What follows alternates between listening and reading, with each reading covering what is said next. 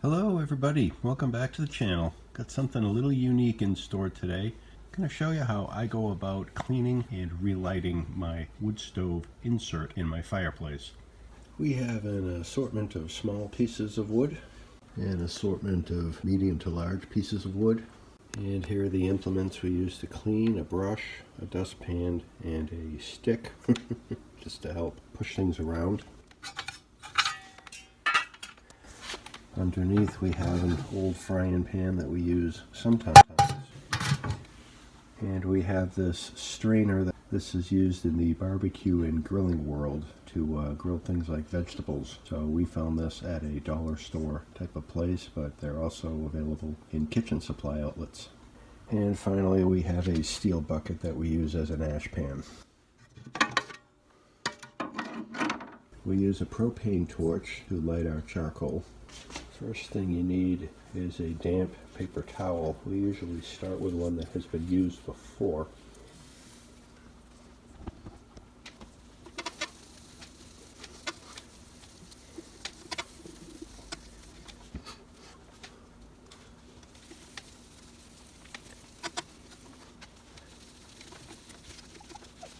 And now that the glass is clean, when this paper towel dries, we'll actually burn this because this has a lot of carbon on it, soot, and that's a fuel. And we'll reuse this one as the first cleaning towel to get most of the soot off the glass on the next cleaning.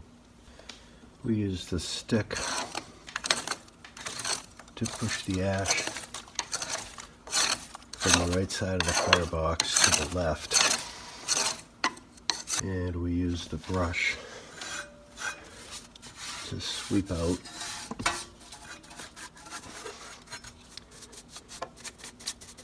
the nooks and crannies of the wood stove and to push all the ash again from the right side to the left. If there are live coals in the fireplace at this point, you obviously have to be careful with a brush like this. Then we scoop the ash.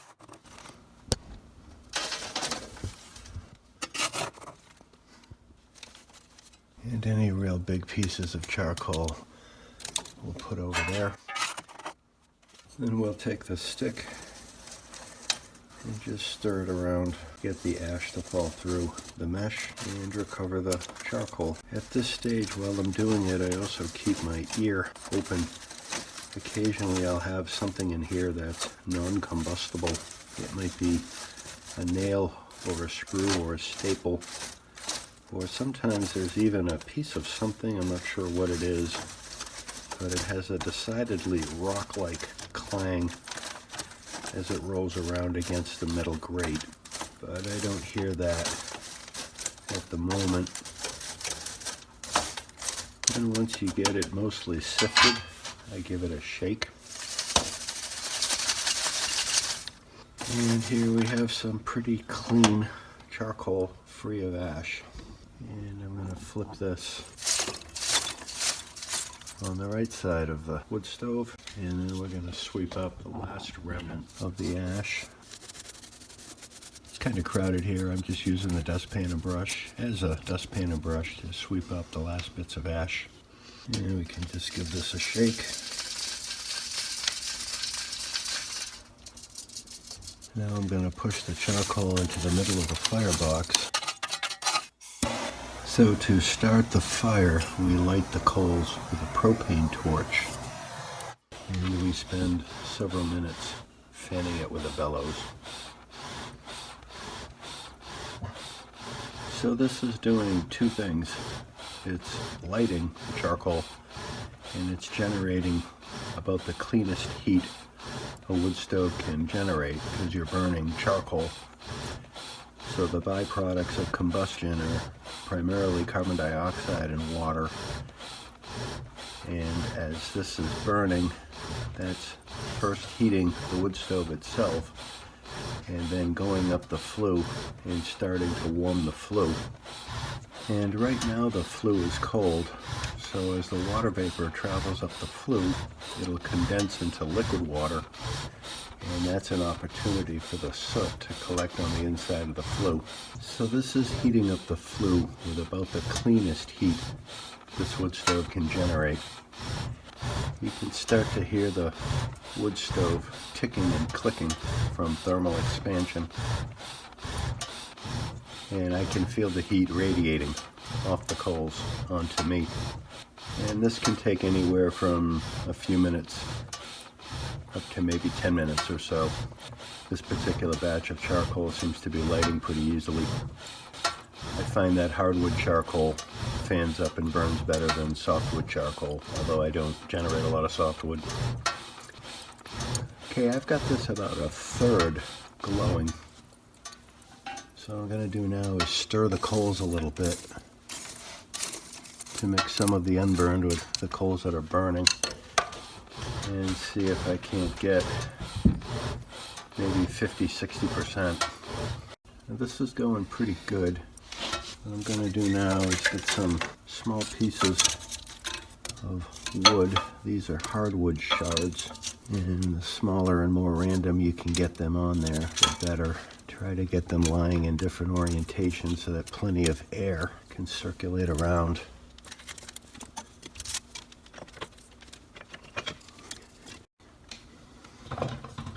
And I close the doors a little bit. And I'm going to fan it, and this is where you start to generate some smoke.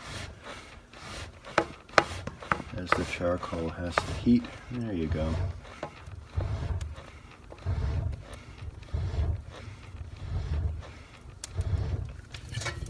And it's a lot harder to do this with the camera in the way. Now this fire is largely made up of really small pieces and splinters, so it's not going to burn very long. So for the next few minutes, I'm going to have progressively larger pieces of wood, and I'm going to gently feed onto it. Okay, so we are off into the races. I'm going to let this burn for a few minutes. And when these larger pieces of wood start to turn into charcoal, I'll feed on progressively bigger pieces of wood, and we will start building the fire. The goal is to get the firebox nice and hot, because this is what I call a modern wood stove that does what I call a secondary burn. And when the firebox gets hot enough, then all this soot that's being generated when you feed in virgin wood is fuel, and the firebox is hot enough for it to burn, and that's the point you want to get it to. And when I close the doors, you're going to see the draw coming down through the fireplace and really fan it.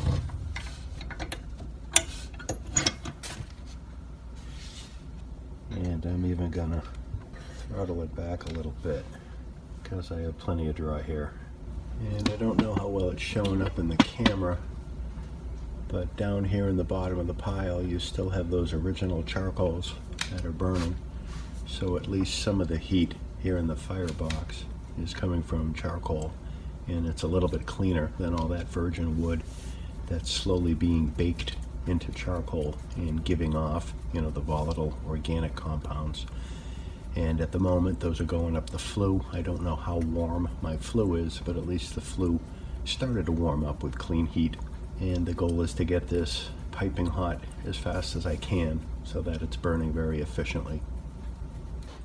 So this particular cleaning only produced somewhere between a cup and a pint, or maybe a quarter to a half a liter of charcoal. And other burns, you know, might produce maybe 2 or 3 times that amount. I've had some burns that produced somewhere around a gallon, 4 liters of charcoal, and that's actually a little too much to light the fire.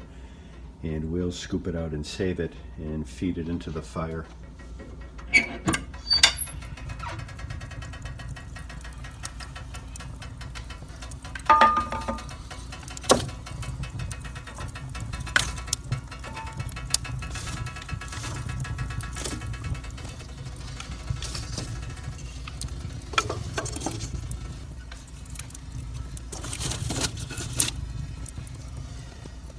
And I can't tell if it's showing up on the video, but from this angle you can see there's a little bit of a haze on the glass. I could have buffed that off a little better, but yeah, next time. There's a slight economic angle to recovering the charcoal as well. It's not huge, but you can think of it of, maybe you're recovering somewhere between 2 and 5% of wood, burned wood charcoal that you might be throwing away. And, if it's 5%, then that would mean every 20 burns, you're sort of getting one for free. Or if it's 2%, maybe it's 50 burns. So, it's not super duper, but it kind of seems like a waste to just throw it away. So occasionally we have to try to clean the wood stove when it's hot or warm, and that's when we use this old frying pan.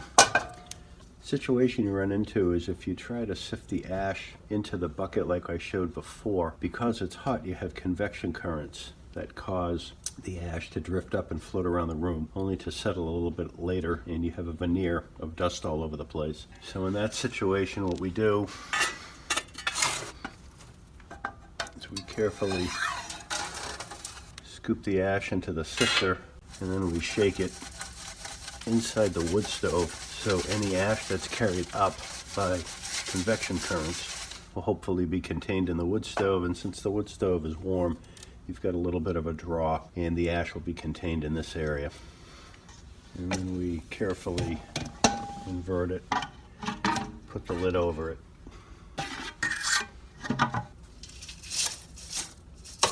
And finally, any conversation about such things, it's always important to remind ourselves just how dangerous ash and particularly hot coals can be. Always keep it in a metal, preferably somewhat airtight container, and always be aware that any coals can keep smoldering inside the ash for quite a while. And as you do this year after year, it's easy to become complacent, but that doesn't make this any less dangerous. Well, I'm going to wrap this one up. Appreciate you coming by. Hope you picked up a tip or two. As always, like, subscribe, leave a comment. Take care, stay safe, and keep your eyes out for the next one.